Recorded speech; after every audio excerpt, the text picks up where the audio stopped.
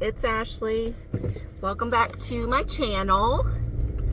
As usual, I'm on my way to work, and I just wanted to do a little chit chat,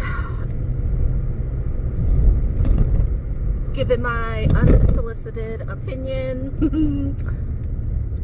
And I wanted to talk about Tyler Perry's new movie that's going to be out on Netflix. I seen by Kenya, she did a review to it, and I hadn't seen the trailer yet, so I'm like, what is she talking about? Like, I just watched it to watch it. I like listening to her rant. Most of the time I agree with her, and I agreed with her what she had to say about this too. And after I watched the trailer, I'm like, yeah, we on the same wavelength. And she talked about how people, mostly like black women, say that Tyler Perry doesn't care about black women. And she said that's not necessarily true, because he gives black women a lot of opportunity in the entertainment, especially since he has his own production company now. And the movie that's coming out is from his new company. So basically, Falling from Grace is the name of the movie. And if you watch The Haves and the Have-Nots, the mom that was the maid for the rich family, she's the main character. Felissa Rashad is in it. And the woman that was like her friend or narrating, I can't remember her name offhand, but I've seen her in other things, and she's really good. But the premise for the movie is that Grace is an older woman, and she got a divorce, and she's living by herself, and she's getting lonely, and she's hanging out with her friend. And she was like, but her friend's like, girl, you need to get out. You need to get a relationship, stop staying indoors, live your life. And she goes to an art gallery and meets this guy who offhand looks younger than her, but he's really handsome, and he's like hitting on her hardcore. And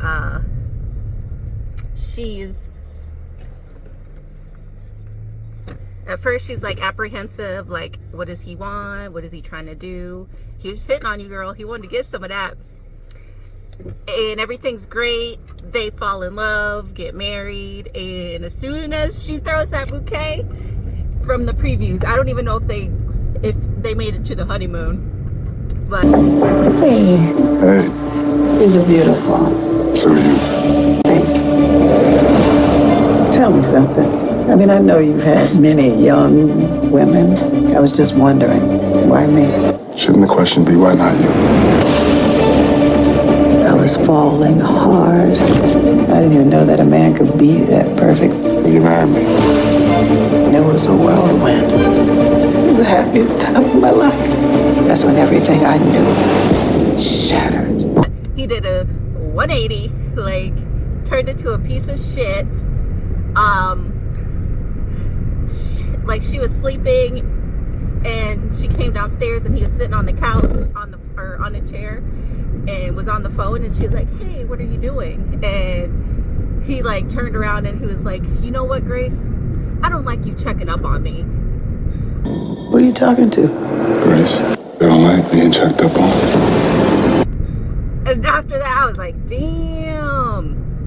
And then the next preview, the next scene, they showed her going into work, and they're calling her into a meeting with like all the board members or higher ups, and they're like, I think they said like, you got 48 hours or 72 hours to return the money. And she's like, wait, what? What money? What are you talking about? Mr. Clyde would like to see you in the conference room right away. Okay. You have 24 hours to return the money, or you're going to jail. What money? Somebody had stole her identity, got all her passwords, and stole money from her company. And she didn't know where the money was at. So she didn't know. So her ass ended up in jail. And I guess she got home, or she's out on like probation or something. Well, I don't know, because that's just how the scenes went for the trailer. She was asking him, she was like, how could you do this to me? where is that money? And he was like, don't you know how marriage laws work? He was like, your money is my money. He was like, you're so dumb. Older women are so easy to manipulate. I can't believe you do this to me. I can go to jail. I'm your husband. You know the laws of this state. The money's mine now. It's your fault. You made this too easy. And women your age, low-hanging fruit. And I guess she killed him or attempted to kill him. And when she went to go get the body, he was gone. So she's in jail for attempted murder or murder. I guess it would be attempted because they haven't found his body yet. Or they probably thought she chopped it up or threw it in some acid or whatever. But anyways, that's like the premise for the movie. And like her friends are on trial as well because they're trying to say that they're trying to cover up for her. And the one girl that I guess was her friend that's a lawyer ended up in jail in one scene. So I'm like, what the fuck? But anyways, that's basically the premise for the movie.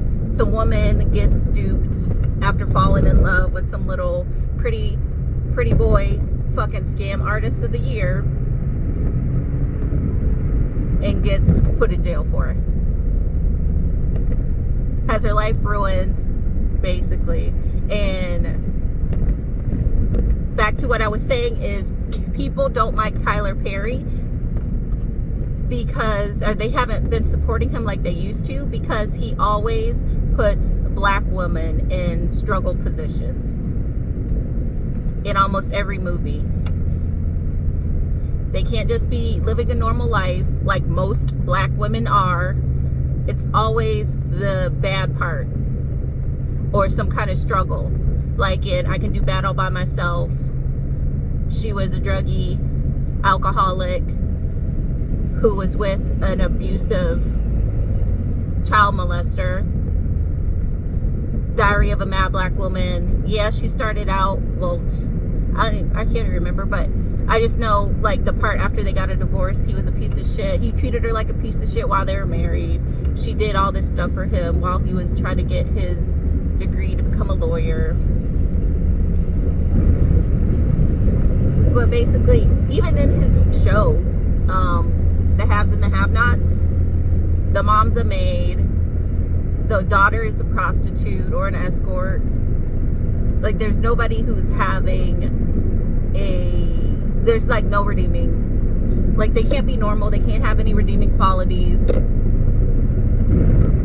They always have to be going through some kind of struggle, and they always make them look stupid or dumb or whatever stereotypes black people have about black women, like they're sexually aggressive and everything else. And I'm not gonna lie, the movie did look really good, but I'm tired of seeing this story narrative being pushed about black women. And that's why I'm so happy to see Issa Rae's new movie that's coming out on Valentine's Day, because it's just a basic romance story. There's nothing to do with race. There's nothing to do with, oh, she's broke and she has to find a man to take care of her, or she found a man but she actually found a piece of shit fuck boy and he's about to fuck her life up. It's just a nice regular romance story without all the extra struggle and things thrown in. But anyways, after seeing that, I was like, yeah, because that was the thing too, how I stopped watching most of his movies, especially Medea. Like, Medea's funny as fuck. Don't let me say she's not. She is, but it's repetitive, it's boring, and I'm tired of seeing it.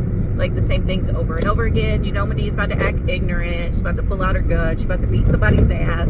Because, yes, that is a part of some people's family dynamic, but not everybody's. And pushing that out makes people think that's just how all black people are, which if you're smart and if you have friends that are black, or if you have friends that are black, you know this shit's not true. But is getting a little annoying, and I wish that he would find new material, new people to come up with a premise, new script writers, something, because it's starting to get, well, it's been getting annoying, but it's starting to get very annoying. And it's going to cause people to not support him anymore, I think. And I want to see him branch out to something else. Like, even if it's not even black women, do something with black men. Not them struggling, because we're tired of this shit. Like Slim and Queen, that's why I didn't want to see that. But there's great material coming out. Great material, great movies. Everything coming out that shows more to black lives than struggle. And I think people are really hungry and waiting to see this kind of thing, me included. So that's just what I wanted to talk about. Have you seen the trailer? I'll put a link to it in the description. How did you feel after you seen it? Are you going to watch it? Are you ready for Tyler Perry to try some new kind of formula? Let me know how you feel. But thanks for listening. Good morning, good night, good evening, wherever you are. Have a great day. Bye.